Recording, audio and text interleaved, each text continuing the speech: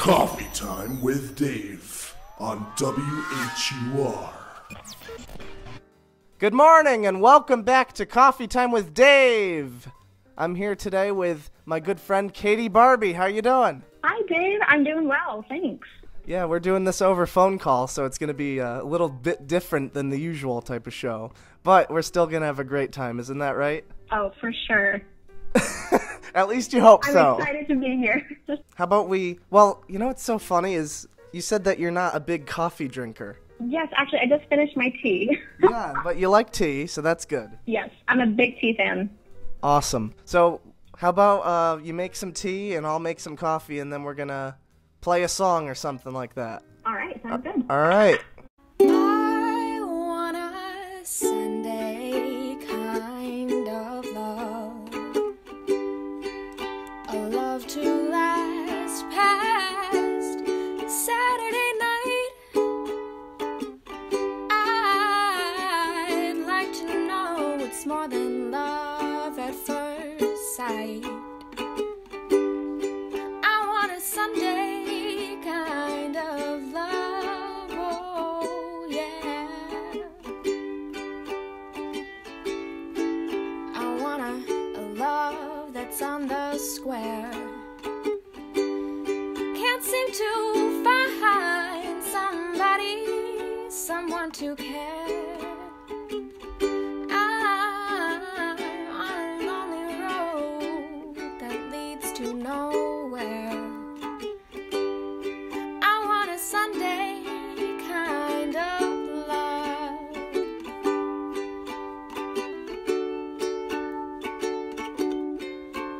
I do my Sunday dreaming, oh yeah, on my Sunday scheming, every minute, every hour, every day. I'm hoping to discover a certain kind of lover who will show me the way, and my arms need someone to enfold, to keep me warm when Mondays and Tuesdays grow cold. A love for all my life to have and to hold. I want a Sunday kind of love.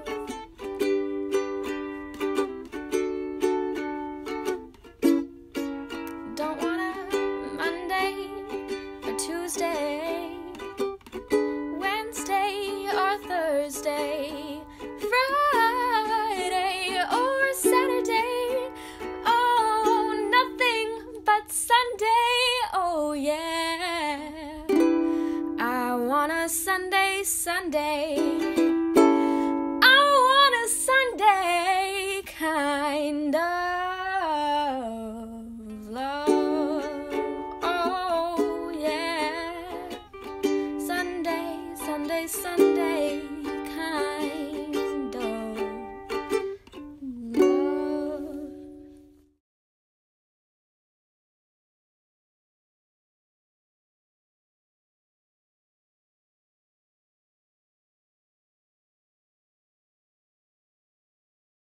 Welcome back to the show.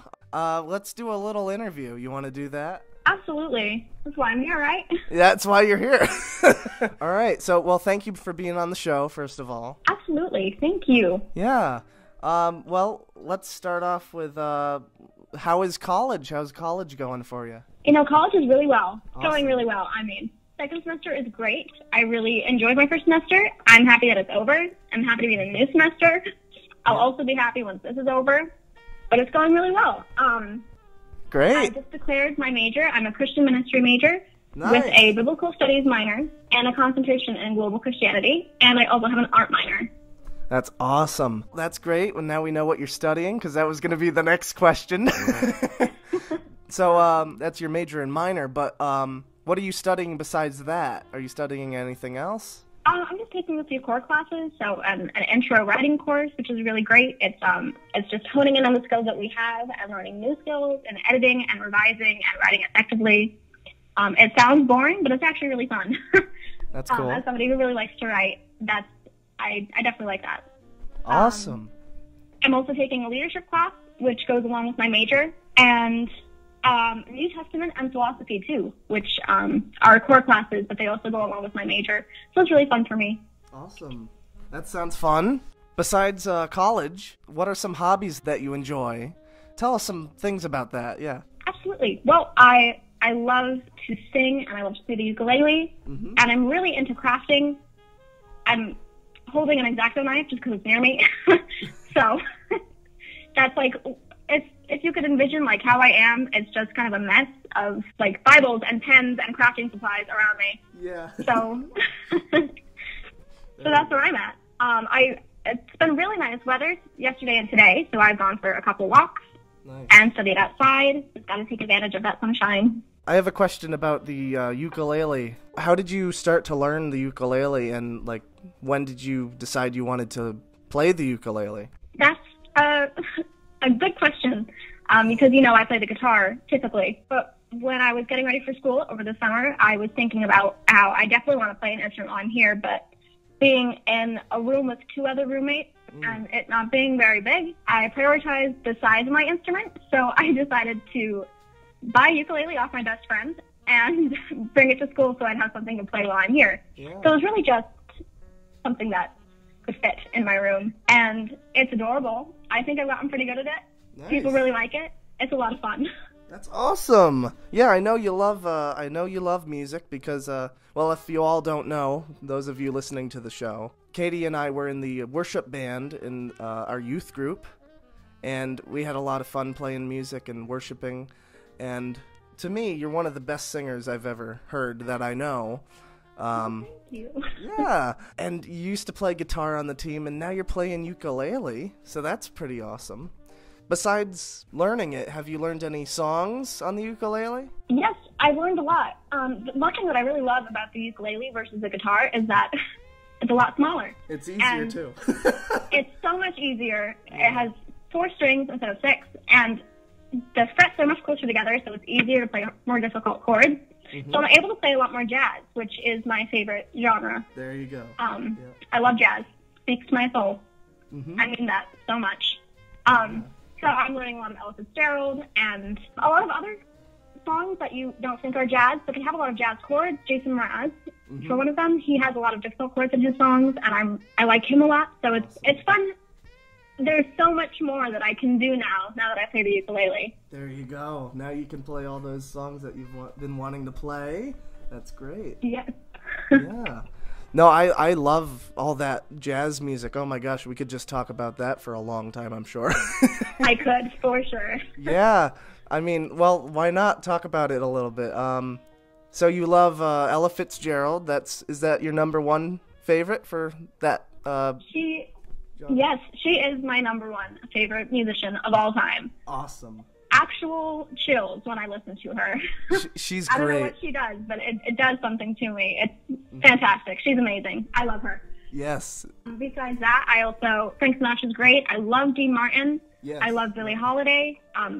Louis Armstrong, his trumpet playing is fantastic, and his singing is so fun. Yes. His trumpet playing especially is, it's like he's making the trumpet sing itself, just how he plays it. Yes. Yeah. I'm also a big fan of Etta James. Very similar to Ella Fitzgerald, I would say. Some people might disagree. No, Etta James is really, really, she's got all that soul. She's just awesome. Yeah. We could just talk about, jazz and Sam Cooke too is so amazing. He does some jazz and gospel and some that's not so jazzy, but his voice is amazing. Probably the best voice. Yes, Sam Cooke, yeah. So talented. He's so great. Well, we could talk about this all day, but let's move on to something else. You said that your minor is art, but you've been doing a lot with art lately. You've been talking about that on your blog, which we'll talk about later in a few seconds. But let's talk about your art class. So What have you learned from your art class so far? Yeah, well, I took painting last semester, but it's still very fresh in my mind. It was a lot of fun. It was 4 months of working with oil paints. Yeah. First working with palette knives and then shifting over to using paintbrushes, which a lot of us ended up preferring using the palette knife just because it's much more precise, even if it is more difficult. I learned a lot about color value and color matching, and that kind of might sound silly, but it's actually really hard to match exactly like the shade and tint and value of the color that you want. Yeah. There was always like this running joke that I had with my professor, and I'd say, should I add white or should I add like a bright, like a different color? And he's like, well, do you want it brighter or lighter? Because white will really like wash out your color and kind of make it look muted. And then I would say, I want it both. Brighter and lighter. That's hilarious. So it's really hard to do that. It's harder than it might sound, but it's a lot of fun. And learning also to draw in my painting class. Nice. We would meet outside of class, my professor and I, because my painting isn't great. I have a lot of fun with it, and I feel very accomplished because I did improve a lot throughout the course. But he told me that my paintings aren't great because I don't know how to draw. And it wasn't something mean. It was something very true because I don't know how to draw. We talked about, like, being able to look at whatever we're looking at and translate it onto paper or onto canvas using a pencil first and then adding paint and adding dimension, which is something that I never quite got. I never quite grasped dimension. But I was getting better.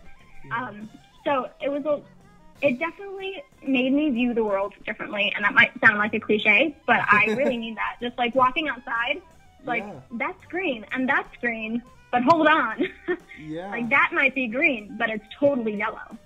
Yeah. It totally makes you see everything differently. That's really cool.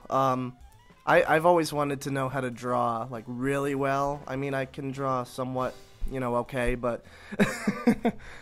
But it's cool how you talk about that you look outside and there's a bunch of different colors that you see, like the different shades. It's like always a little different, Yeah, it's it really started when we did our color matching exercises, because you look at a color, we took paint swatches and we had to match the color using just like our primary paint and green. So primary colors and green. You'd think, like, to make this light green, I'm just going to use green and add maybe some yellow.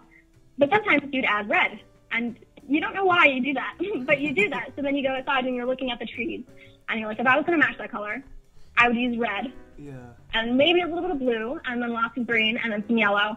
And so it's like, those colors should make brown. But instead they're making this, like, beautiful, vibrant green. So it really changes, like, the way that you think about color. That's so cool. Well, it seems like you've learned a lot. That's awesome. And besides, like, your painting, you've been doing crafts, isn't that right? Yes, a lot of crafting. Awesome. Can you tell us about some of that? Absolutely. So actually, during Christmas time, I made some gifts for my family. I made my two sisters each a stationery out of, I just bought some yellow envelopes and I had this purple paper, and my sister-in-law's was my favorite of the two stationaries that I made. I used a hexagon to make like a honeycomb shape, and so I cut all the paper into that shape and I drew a bee on each card and envelope. And I was showing my son, who's an art major, I was showing him about it, and he just got engaged. I'm saying a lot, and I told you I wouldn't do that. But he just got engaged, and I was telling him about it and showing him pictures, and he asked me if I would make his wedding invitation. So I'm currently working on wedding invitations for my friend and his fiance. That's awesome. Nice. It is awesome. I'm really excited about it. Yeah. That's very cool. So you got a lot of crafts that you like to do. This keeps you out of trouble when you're in college. Well, it sometimes also keeps me from my homework, but I'm working on it. Yeah, that's great. Awesome. I love all kinds of arts, if it's painting or if it's music or if it's like, anything like that, writing, anything. It's great. I love talking about it. So yes, me too. Yeah, and you seem to talk about it a lot on your blog. Let's talk about your blog. Yes.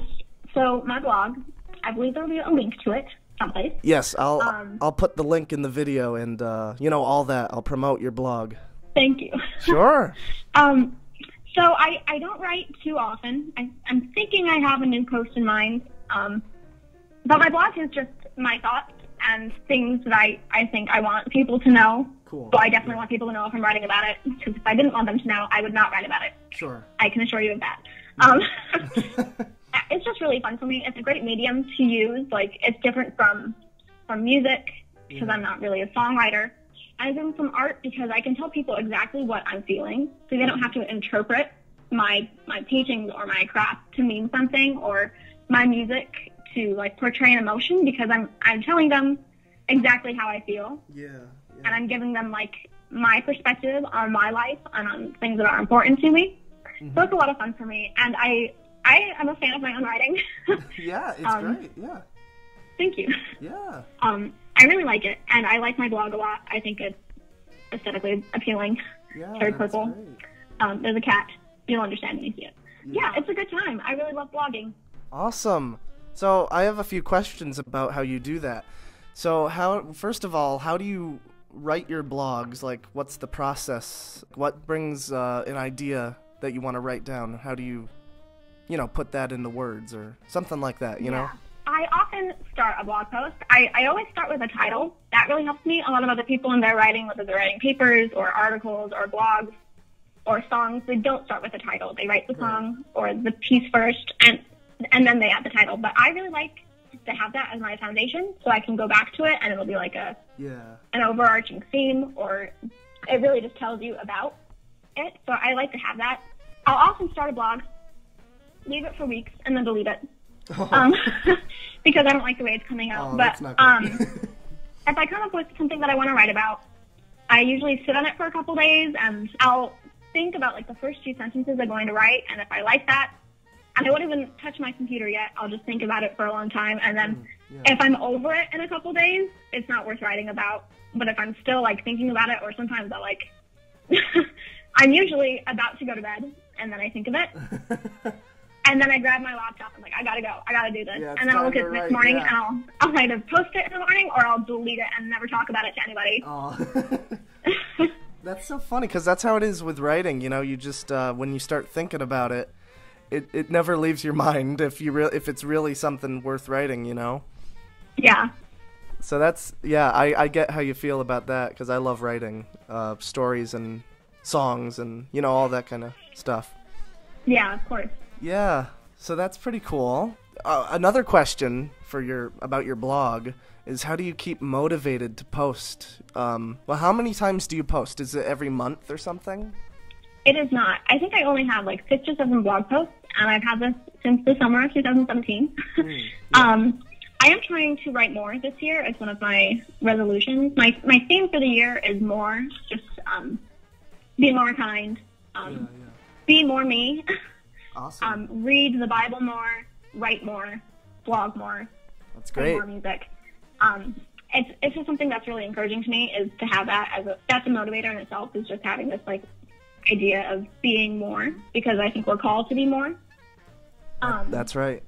There are expectations set for us that I think we take for granted and don't properly fulfill. So it's a year of reflection and a year of being better for God and not for me. Yeah. So being motivated to write on my blog. I don't have many posts. I posted once last month. I have an idea of a blog for this month, but I'm not going to tell you because I have a feeling it's not going to last. Okay. Keep thinking about it, Keep writing and all that. Hello? Yes, I'm still here. Oh, you're here. So yeah, check out Katie's blog. I'm going to leave the link in the description of the video, but I'm gonna do some. I'm gonna make sure people.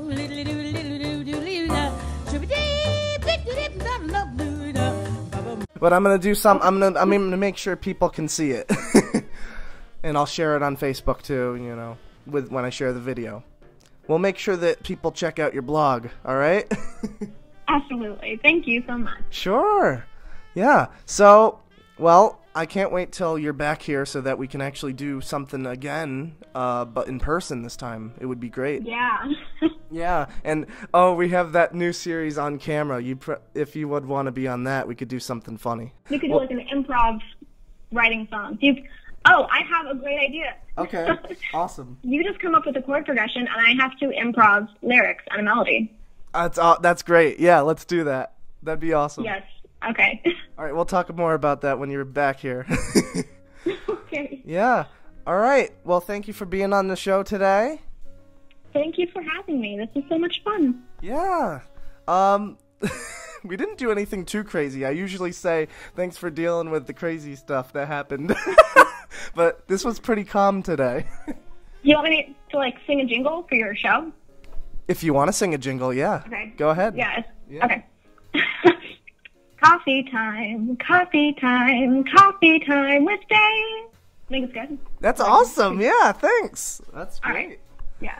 Yeah, and I you're expect to end every show now. okay. You're gonna be in every show now. That's awesome. Don't forget, coffee is important. See you next week.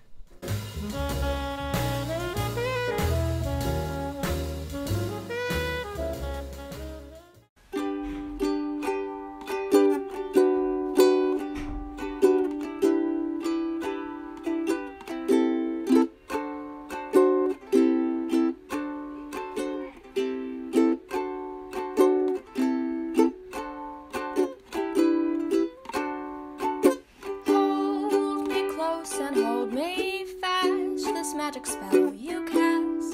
This is la vie en rose. When you kiss me, heaven sighs, and though I close my eyes, je vois la vie en rose.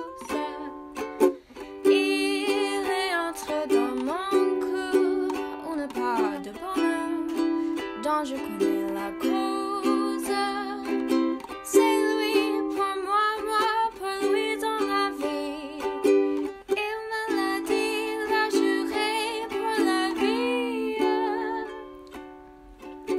When you press me to your heart, I'm in a world apart, a world where roses bloom. And when you speak, angels sing from above. Everyday words seem to turn into love songs. Give your heart and soul to me, and life will always be